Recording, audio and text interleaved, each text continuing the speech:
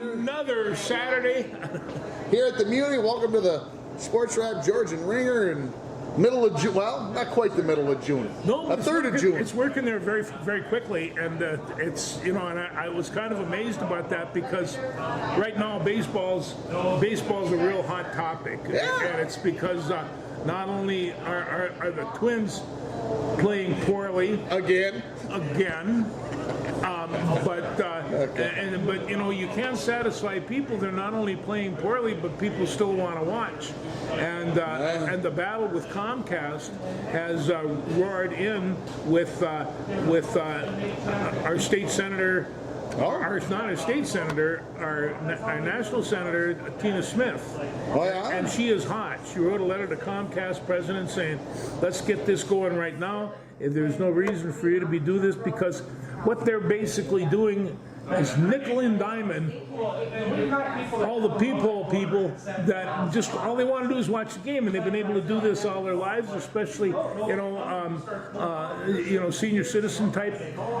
This is what they do in the afternoon or in the evening or anything. In the summertime is watch the Twins, and right now they're ain't doing it, and they're mad. As Tina Smith said, they're furious. And so on top of that, if people don't like this baseball thing, this is exactly what could happen in the NHL and the NBA and the WNBA. Well, I mean, people are complaining now that they can't watch the Twins. What's going to happen when the Wolves, with their great record in the Wild next fall, if they don't get this thing resolved? That's right. Where are things going to be at? So but you know who's paying the cost? You are, friends, and it's just it's kind of amazing that baseball, politics, and money. Hey, does that surprise anybody? Gets all twisted up in this mess. So anyway, I'm going to say, if Tina Smith can pull this off, it's got to be a little bit of a campaign boast. But listening to the lady talk, she knows what she's talking about. She's got it together, and she's. I think she's a fine I hate senator. to say it, but there needs to be a new voice in the matter. Maybe she can get it done. Maybe she can get it done. I won't be surprised if it doesn't, because no, when you're talking about Comcast, it was a $180 billion broadcast network, and they're controlling all of this thing. Well, and the scary part is they're just going to pass it on to us, right? So why did you just sign the contract to be done, right? I don't know. I wish they would do that. And it's kind of like, and college sports are doing the same thing. I mean, ordinarily you could watch any of the Gopher sports or any of the rest of that. Now they use Peacock, they use Apple, you would have to have 3 or 4 or 5 different platforms to catch all the stuff that's going on in sports right now, and it's and this is the streaming thing. People don't, and I mean, I'll be the first one to say I've got DirecTV. I can watch it all, and I know that we're paying for it because, every month I'm kind of shocked, but where would you be without it, right? I like it, yeah. There's a lot of high definition type things, and this morning I wrote down sports and watched Barbarossa. Willie Nelson, he's great in Barbarossa. Okay, what have you been watching? What have you been over the last week? What have you been scoping out on? Well, let's just take a look at let's go to the Vikings. Oh my gosh. There's stuff happening down there. You want to talk about all the money that we just gave a wide receiver? He is the highest paid non-quarterback in the league. And for a few months, and then somebody else will be doing it. So no big deal. It's $140 million for 4 years, 110 of that million guaranteed for 4 years. That's what we call security. I was going to say, can you 110 million guaranteed? That's kind of hard to fathom. It is. I remember as a kid. If you invest that the right way, you should be set, right? Oh, I remember as a kid, people saying if you only had $1 million, you could live very comfortably the rest of your life and you wouldn't have to work, because in those days people had to work and they had to work hard, and you know, and this was the dream. If we could only, they had a TV show called The Millionaire, in which a guy walked around and give everybody a $1 million check, or give people, and that was the whole show, what they did with it. And you know, but these were the terms that people were thinking. Now, $140 million in 4 years. I mean, and there's more at the end of the tree if he can stay healthy. He's young.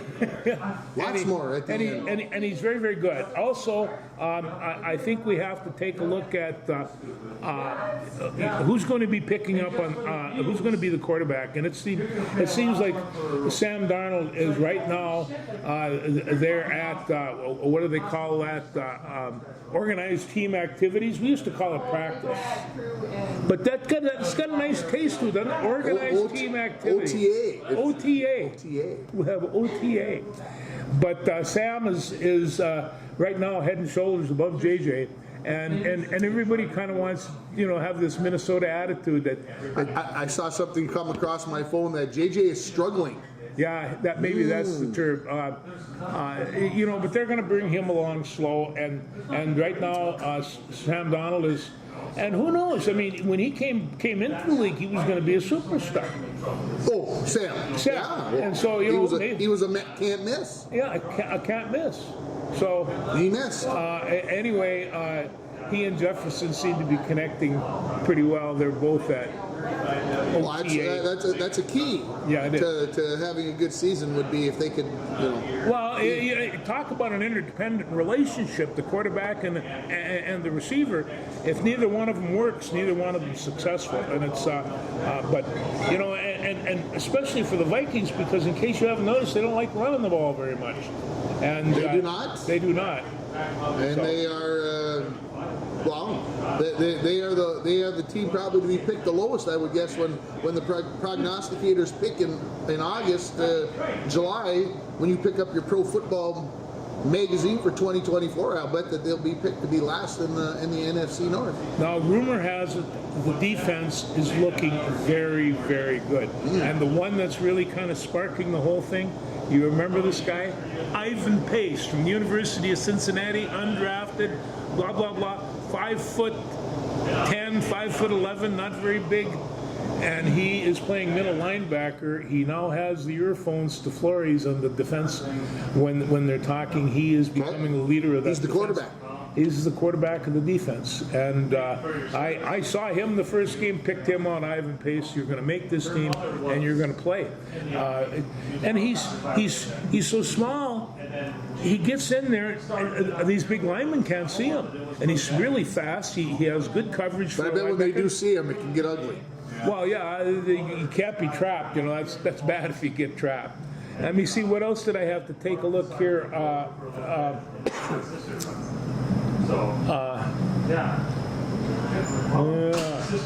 They got Dalton Risner back. Okay. And he started 11 games last year, and he was getting minimal, absolutely minimal. He was, I don't know, I think he gets like $1 million a year. That's change. For Justin Jefferson, that's a night out. Well, you know, and they like having. I mean, he's 6'6" and 315, and that's what we used to laughingly refer to as the pulling guard. Yeah. So he's back, and I think they're going to have. I think they're going to have actual competition for the offensive line, which is good because great. They should. They should, absolutely. Okay, and Aaron Jones is the running back, and another one that I picked out, North Carolina guy, Ty Chandler. He's going to make a difference on this team. Number one, he runs really hard, good 3 down, and he can catch out of the backfield, which you know I love. And it's so I you know, what are you trying to make me be hopeful? Well, I'm going to tell you, when Minnesota, and Tina Smith said this, we are so optimistic when we see these people. How can they possibly be beat? But we are prepared because we know they can. And so she said this while she was talking about TV, and then she was about us being optimistic. or as being pulled along for 50 years and yeah. Well, yeah, but she was being optimistic. 60 She was being optimistic that maybe they could find a solution to this broadcast thing so people can get back. Well, on. there's a solution. It's just going to cost something. Well, yeah, people don't want to pay that part. Anyway, that's the Vikings report. But I think that things are hitting it off real well, and that's the way it starts. They got Jefferson, they got a quarterback, they got a couple of them. But I don't think one of them is going to be JJ. At least not. It's not to start. No. All right, where are we moving on to next? You don't want to talk about? Did you realize? I did not realize this, folks. Okay, if I can interject for football before we move on. Did you know that the UFL is going to have a USFL championship, one half of the league, and then they're going to have a whatever the XFL league is going to have a championship game this weekend, and then the two winners will play in the UFL championship game next week. How many games have you seen so far? Total? Yeah. I might have watched a quarter Oh, okay. Yeah. of one game. A quarter of a game. I've seen some. I like to see what kind of defenses they're doing and how they can handle all these receivers, because that's the whole key to modern football right now. And I'm not sure that they have it. I'm not sure they have the receivers either. But That's where I'm at right now. It's tough to watch football in the spring. I'm going to admit to it. I love football, but I got a hard time getting into it. So, all right, where do you want to go next? Well, I just want to say a couple of things about the Twins. They got clobbered by the Yankees. Again. They got clobbered by Pittsburgh last night. They got clobbered by Cleveland. They got clobbered by the Orioles. They are 14-0 against the top three teams in the American League. 0-14. So they're not. That's a heck doing of a well. stat on a Saturday morning to make you want to go run up to the bar and try to forget. And I don't need a lot of motivation, but it's one of the things. Last year they were third in ERA. This year, right now, they're running 26. And I think the starting pitchers have a lot to do with that, because. So I was down at the state track meet on Thursday, and I went out to have supper, and the Twins game was on. And they were down, I think it was 7-2 at the time against the Yankees. And Pablo was pitching. And it was in the 5th inning, I think. And New York had 7 runs, and they only had 4 hits. Yeah, it's easier. So you start doing the math on that. What does that tell you? They're hitting a lot of home runs. Hitting a lot of home runs, and we're walking people, And they're right? walking people. And I feel bad for Pablo. I mean, he was going to be the star of the pitching staff, and boy, he has taken a licking this year. Well, he had so much sunshine blowing up his butt That he was, and I think he started to believe it. But here's the thing, and maybe I'm oversimplifying the problem here, folks. But when we're walking people, and I understand you can't throw it down the heart of the plate against these guys because they'll knock it out of the fence, but you eventually, I mean, you're paid millions of dollars to throw a baseball in the strike zone. Yep. Most of the time. Sometimes you're trying to throw it in the dirt and make somebody they should chase. be able to put it in that strike zone when they have to. That is the perfect way of saying it. So when it's 3-2 or it's 3-1, and you guys are throwing a curveball that breaks into the dirt, I'm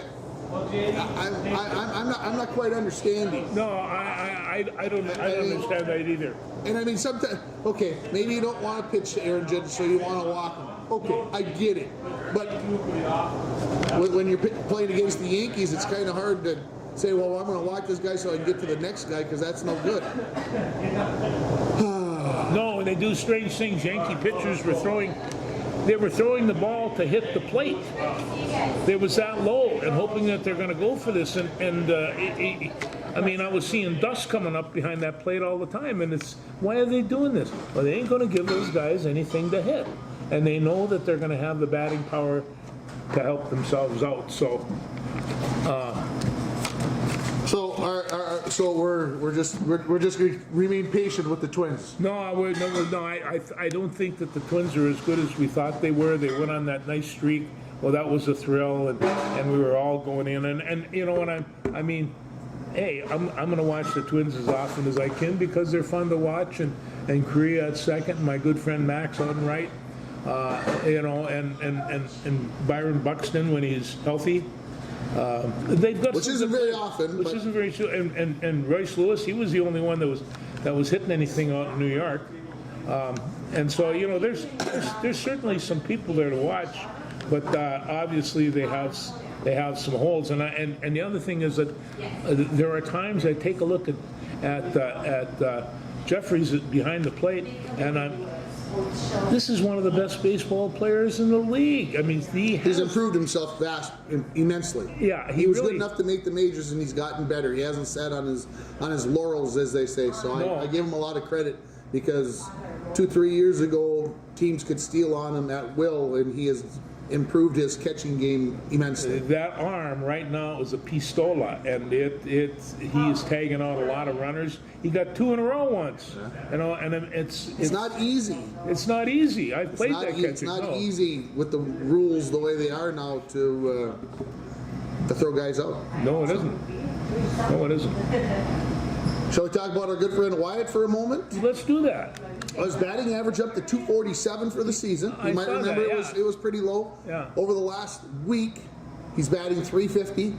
So I think he's turned the ship, got her going in the right direction, Well, got the wind in his sails. I look at the stats all the time, and you know, and he went from like 185 Yeah, or something, it was and so in the but 100s. he had a good weekend, and there were, you know, at this point in time of the season, you can change that batting average around with 4 or 5 good games. Maybe as the temperature's gotten warmer, he's gotten some. Yeah. Well, I'll tell you, he's my favorite baseball player, so we'll just keep going. Wyatt, hit him where they ain't, and you know, like that. How about your favorite college baseball team, Tennessee? Huh. Number one seed, playing at home. Yeah, should be interesting. I didn't get to watch any of the college baseball yesterday, but I saw that Florida State only scored 24 runs in the game against UConn. 24-4 they won in the opening game of most ever scored in a super regional game. 24 runs. That's a lot of runs. What about those Okies in softball? Ah, God. It's hard for me to cheer for Texas. You got to. Yeah. You know how I feel about cheering for the Texas Longhorns in anything. But I was cheering for Texas to try to break that streak for Oklahoma. But the softball ladies won it again. I thought Florida had them on the ropes before they got to the championship series. Florida had a nice team, and well, they even had one of Oklahoma's former players playing for Florida, and yeah, the Women's College World Series. It was good stuff, good theater. But Oklahoma wins 4 in a row there. I saw last night when I got home, I was looking to see if there was any college baseball on, and I just so happened to flip it on to ESPN News or U or one of them. And PTI was on, and they were talking about it being a dynasty, and that in this day and age, winning 4 consecutive championships in anything is a dynasty. There's so many good athletes out there, and you know, and they put the right elements together. Number one, you ever try to hit a softball from some of those women?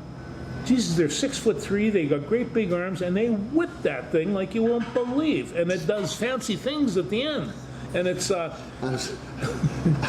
was at the state softball tournament yesterday, and I was standing watching a game, and I would say a 16 or 17-year-old boy was sitting at a picnic table that I was standing behind, and some woman came up behind him. I don't know, mother of a friend or a teacher or whatever, and she was talking about the softball game, and he mentioned that one of the girls from his school threw him a pitch.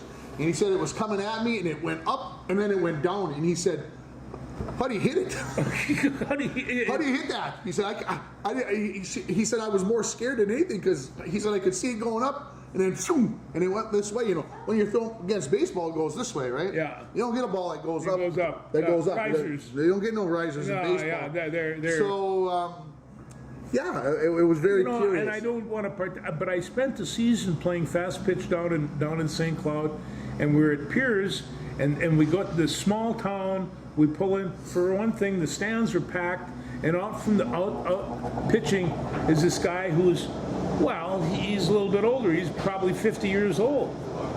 And he can do amazing things with that stuff. They would twist and turn and chuck and jive, and finally I just grabbed it like this and tried to punch it. But it was amazing. So you're familiar where Rogers, Minnesota is at? I do. Okay. I do. So Rogers won the Class 4A softball championship yesterday. They did, yeah. Did you hear who their pitcher was? They've got an 8th grader. Oh, good. About 5'4". Just looks like your average 8th grade girl, whatever. But she can chuck it. She can sling it, and had the rise ball and composed. State championship game. You're an 8th grader. You're out on the field. Not freaking out. She made me. I'm going to blame it on her. Annabelle is her first name, and her last name starts with a W, and I can't think what it is right now. But Annabelle forced me to drive from the state track meet on Thursday, Friday morning, and made me drive to Mankato to watch her. Watch her play live and in person. When you talk about the college women being big and powerful and whatever, here's I would say she's 5'4", 5'5", an 8th grader, and I'm saying she's probably throwing in the mid-50s, maybe a little bit faster, and had a heck of a rise ball, and she's up 3-0 in the 7th inning, and the other team got a runner on base, and she just never looked like it phased her. It was just like, matter of fact, when they got the 3rd out, I think she wasn't.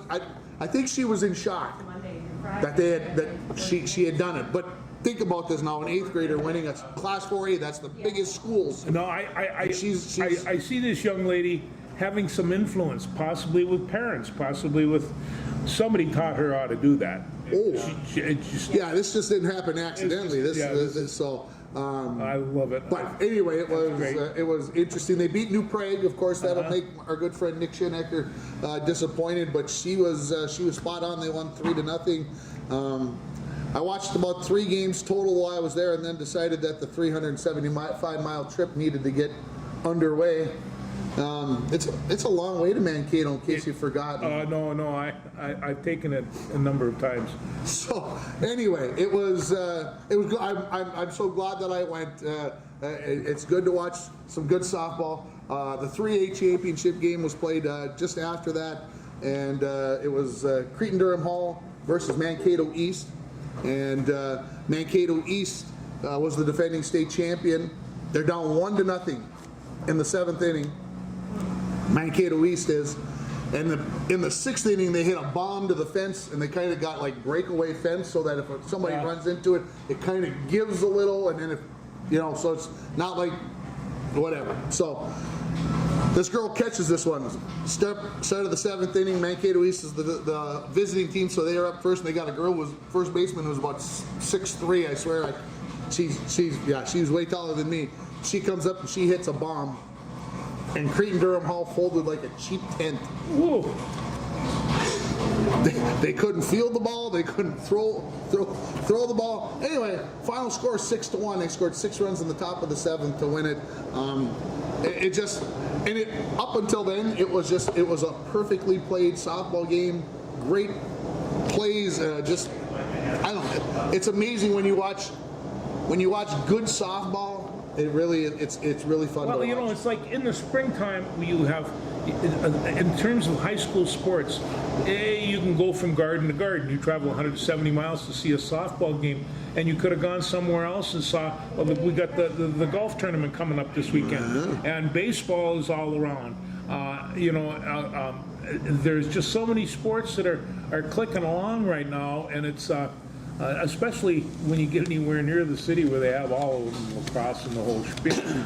But might as well finish up with the track meet about my trip. So of course I got to go down and watch our Broncos participate in the state track meet on Thursday. And the girls 4x200 relay, Julia Dykstra, Jillian Bilbin, Mary Versteeg, and Abby Hutchinson took 20th out of 21 teams. It could have been a lot better. They had one handoff. Actually they had two handoffs that were kind of like, just couldn't get them in the midst. So Mama said there'd be days like these, and that was one of them. Abby took 20th in the 300 hurdles, and then Wyatt Jansen took 10th in the 300 hurdles out of 18, I think, was the total number that ran, maybe only 17. And of course 9 make finals, and he took 10th place, but set a personal record, career best time down there, and in very windy conditions. And so he's just a sophomore, and so he's got lots of good things to look forward to coming up in the future. And so we wish him the best of luck. When we had the Section True Team media, I think I maybe told you people about this story. You might recall that the Section True Team meet here in early May was a rainy, windy, ugly, bad, non-fun day weather-wise. But I was standing alongside the track removing the hurdles after the 110 hurdles, and the girls' 100-meter dash was next. And I was, very rarely do I get to stand down at our home track meets, am I ever down there, but my new position allows me to do that. And I was standing along the edge of the track. I really wasn't paying attention. I was changing the heights on the hurdles for the 300 hurdles, and they started the race, and this girl ran by me, and I'm like, wow. And this was into an east wind, so she's running into the wind, and I think I told you she ran a 12:61 into the wind. Into the wind. Into the wind. Well, and I'm like, where's she from? She's from Bagley, Foston. Okay. And I'm like, holy smokers.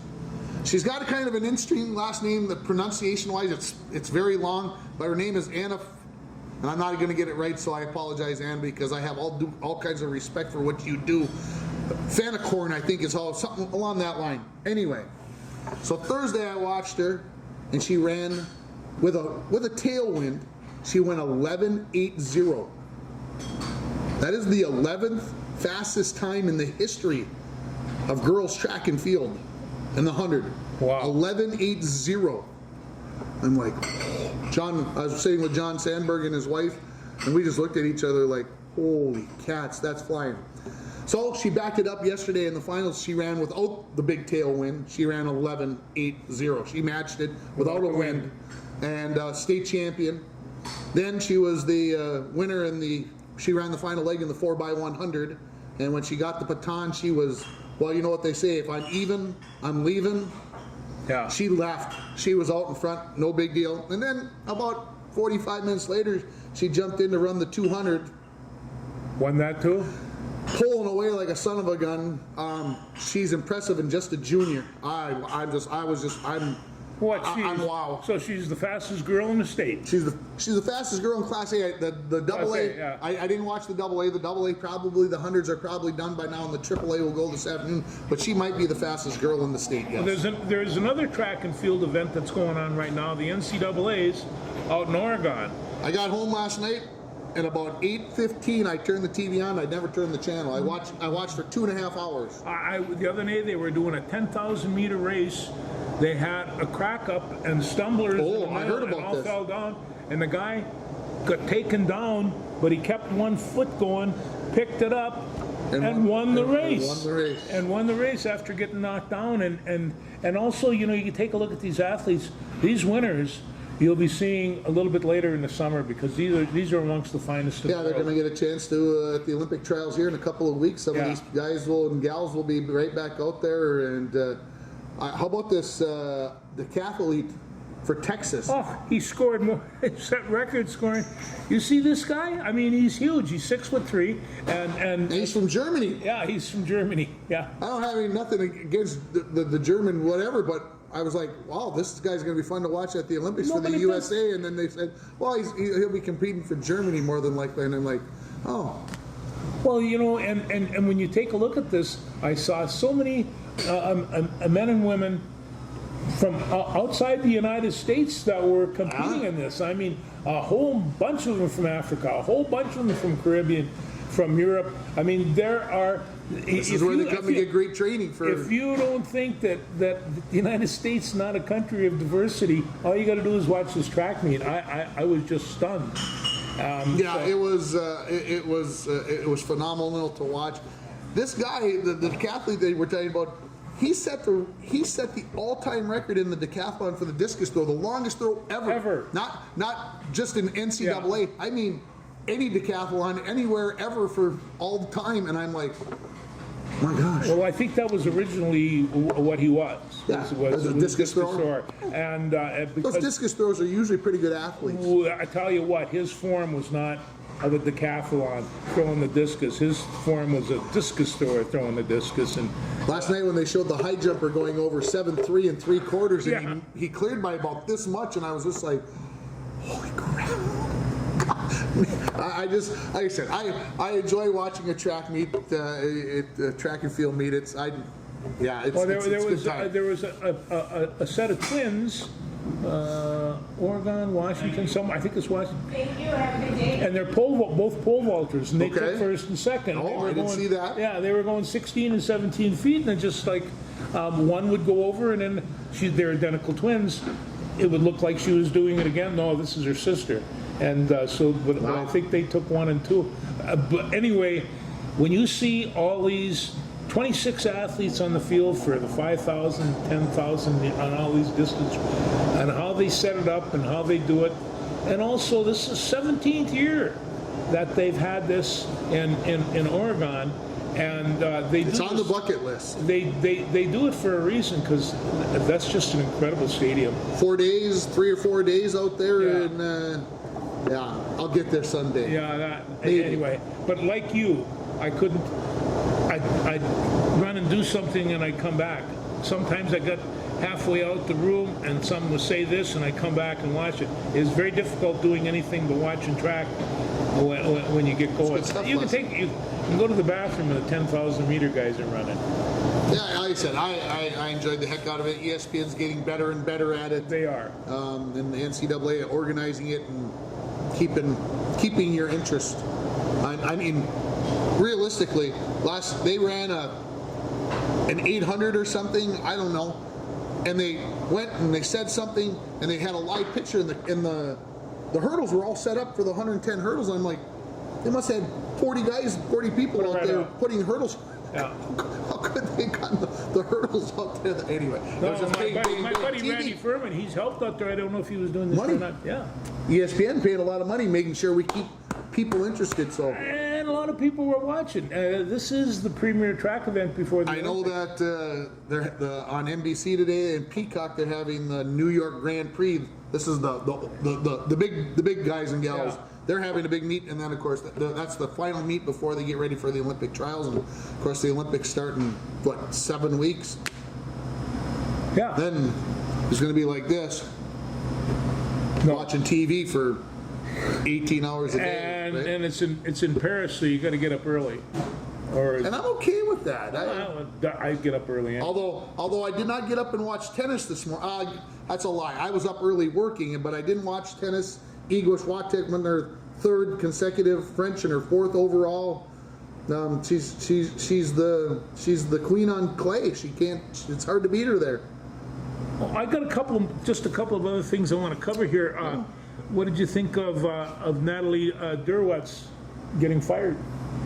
I did not know that. Yeah, she got fired after winning the championship.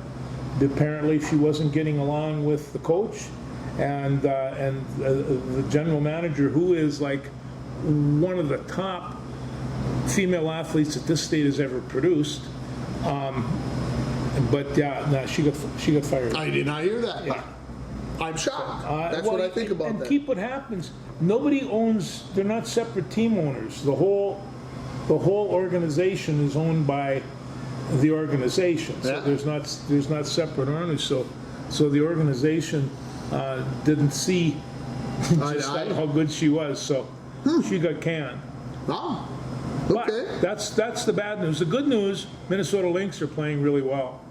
They choked last night, though. They by 1 point, and I mean, what can I say?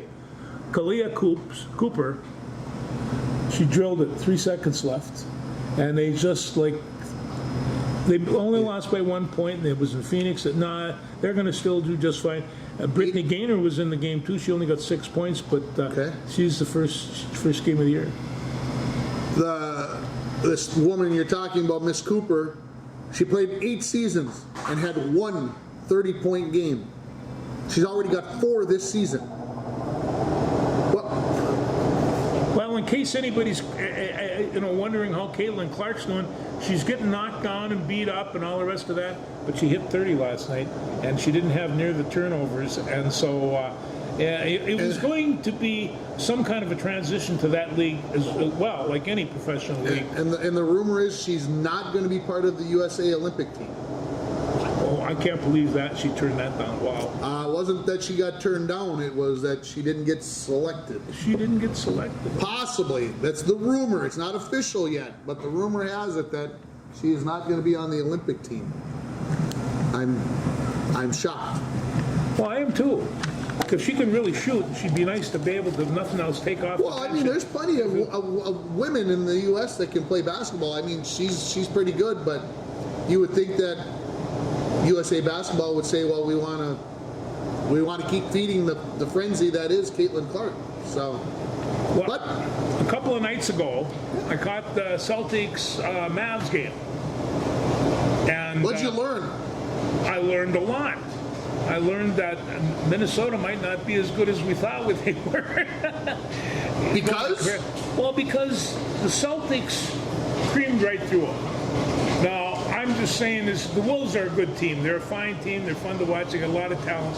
They're going to have to make some changes if you're going to challenge people like the Celtics, because right So now, what's it- and I chose the Celtics at the beginning of the year to win, so it should come as no surprise. So, my biggest thing about the game from the other night is that the Mavericks only had 9 assists the entire game, and they probably had 9 assists per quarter against the Wolves. So what did Doncic has 15 a game. Boston learn, or what did Boston do differently that the Timberwolves could not to keep Luka, I'll say, in check? No, and hear me all the way out. I don't think they're. I mean, this is the chess match. Okay, Boston moved their pieces around and said, all right, here's what we're going to do to shut Luka down. So now, of course, Jason Kidd and his staff are going, well, if we do this, well, we're going to get Luka more chances. So, Well, what the big talent for Luka is the fact that he is not only a great shooter, but he can pass the ball. He's got great eyes. but they even took that away from him. And they took that away. Well, that's why he didn't get so many assists. But they would bring 2 guys out as soon as he got to the point, and they would, every time they Force could, him. force him. And they didn't care if they give him the shot. And he did get 30 points, but he was not effective. And it's just like he was just kind of moving around and out of place, and Kyrie Irving was also ineffective. He I was was going to say also ineffective, but ineffective is the right. ineffective. He was also ineffective. And that was something that he hasn't not been for basically the whole playoffs. So And you're going into the Garden, the Boston Garden, and these guys are crazy in there, and the fans were just climbing up the walls. And so I'll say this: are we making a big deal about one game? Because Yes. I mean it's only one game. it's only one game. I'll make a lot bigger deal out of it after watching tonight. Tomorrow they get they got to get the games on the weekend. So the Stanley Cup is tonight. Yeah. So they got to make sure that they don't play on the same nights and they get on the weekends and do all that. So Well, speaking of the Stanley Cup, I want to go back. Boston in how many games? Did we decide this? Boston 5. 5. Okay. I think it can go 6. So all right, let's talk hockey. Yeah. Edmonton and Florida. You know, I've been shaking my head at Florida now for a couple of years, and I have to say they're slowly but surely making believers out of me. They skate the ice so well, and it's everybody seemed to have leaded feet or something when they're playing against these guys. And those wings come down the line, they are just scooting. I think that's going to continue. Although Edmonton, they got stars, they got superstars coming out of there. They can score in bunches. Score in bunches. So I probably would say that the defense isn't so good. So yeah. And this is a series that might go 7, but it is going to be a great series. I've said this about Edmonton, I think, before. They're like this. one game they score 6, the next game they only score 1. It's just like, are they? How can a team be that? Whatever. Florida in 5 games. Yeah, I can't disagree I see. with I don't. I mean, I think Edmonton it's exciting. Canada's got a team in the Stanley Cup, and Canada's happy, and they'll all be cheering for Edmonton. Even the Calgary fans might be cheering for Edmonton, and the whole 9 yards. But I think Florida wins it, mainly because they were there last year and got that experience. And yeah, 5 games. That's my prediction. Game 1 tonight, and We'll know more, but you know, it's like the consistency of both teams. Edmonton sticking in there with Dallas, a tough series, and they rammed that one out. And the Rangers had, like I like to say, visions of sugar plums, and the Panthers kind of snatched that away as well. So they're good teams. Our true fans are out there saying though, but Ringer, they didn't go both series didn't go 7 games, which I predicted. I when they ended at 6, I'm like, those dirty buggers. They got me. But, oh no, that's all right. My good friend Pat Rusey and Michael Rand, they come up with predictions all the time that are way out of space, and they're 7-6 games. That's close. Yeah. What did you think of Boston with the Walton tribute, the whole before the game, the shirts, the patches, the? Well, you know, a lot of people don't really, connotate Bill Walton with the Celtics. Yeah. Indeed, he did play there, and he was the 6th man of the year. And he for a guy that could hardly make it up and down the court for a half a game, he did pretty well there. And he always said when he was playing with the Celtics, he says it's like being on stage with the Grateful Dead. And and he had Bird, and he had McHale, and he had I think Robert Parrish is still on there, and he probably replaced Cornbread Maxwell. Cornbread Maxwell. I saw Cornbread play in college once. He was great. Best name ever, man. Best name ever. No, when I saw it, I'm going, okay, this is a good tribute to Walton, and then I also thought at the same time that they use it to their emotional advantage. Yes, they do. And I saw the good and bad in it, I guess. No, I like I say, and they're good teams, and of course, this isn't playoffs anymore. This is the championship, and they're going to play good, solid hockey. They're going to try to stay out of the penalty box. They're really going to concentrate on defense and bunch those guys in. They don't want to give up any cheap goals by being stupid with your defensemen. And well, who am I to criticize an offensive defenseman? Sometimes you got to have them. Sometimes you got to have those. Yeah. What else? Let's see here. Do I have anything else? No, I think that was pretty much it for me, but that's pretty good considering the Belmont Stakes must be today. The Belmont's got to be today. I have no idea if anybody or who is running or whatever, but it is got to be today because it's French Open final weekend, and so that means the Belmont has to be going on today. I do want to mention the Rainy Lake North Stars played last Saturday, and their first ever games played at Sheila Field last Saturday. Elmer Broughton came out and threw out the first pitch. Home run Broughton. We knew him. I lived next door to Elmer for a number of years when he was building the house on the corner over on A Street, and I got to know him. And he, I would walk around. I was probably 3rd or 4th grade. I know Elmer Broughton. I know him real well, and it's just like that was cool. Yeah. But he was a fine baseball player, and he played for the Mandos afterwards. He's a catcher, a great catcher. Was an all-state catcher in 1955 for the Broncos. That first Bronco baseball team to go to the state tournament. Well, keep in mind in 54 and 55 we had some extraordinary athletes in this town. There were a couple. I talked to a gym teacher who had them, and he says they were in 9th grade and we all did the testing. And we did the tests, and they looked around and says, "Are your stopwatches real?" Because they were in 9th grade. And they were running 11 flat hundreds and stuff like that, and it's a very good speed, very good athletes. Very good athletes at that time. Yeah. So. Elmer, Way to go. Rainy Lake North Stars win their first 2 ever games, 9-0, and then 6-5 or 7-6. Why I'm not remembering, I don't know, but fun games. They play at home next Sunday on Father's Day. So make sure that if you've maybe as a father you'd like to just go out and watch baseball. Maybe we could stream it over to Sweden or Norway so I can watch it. But, There you go. And you're leaving when?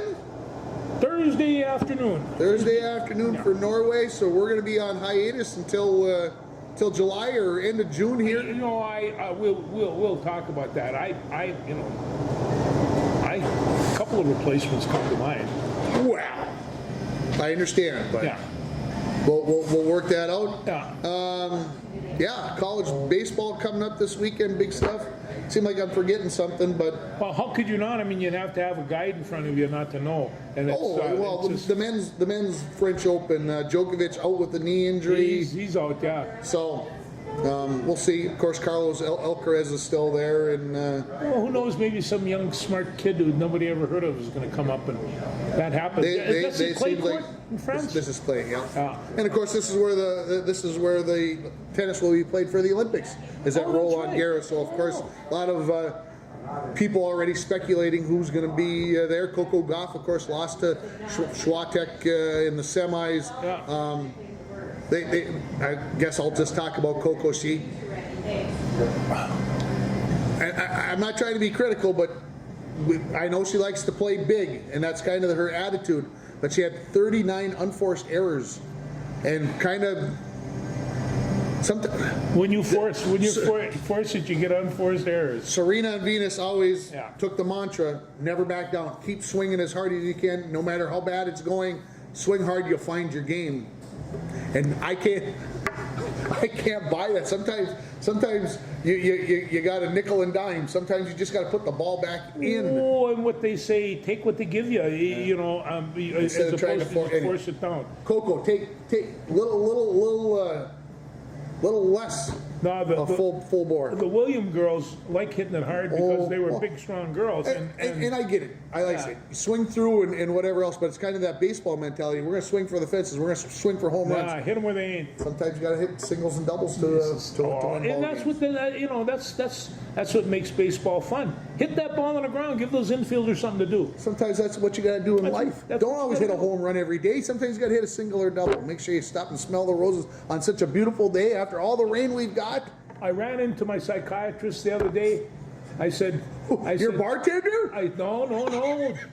The local psychiatrist in town. And I says, Doc, I says, I wake up every morning feeling great, waiting to celebrate.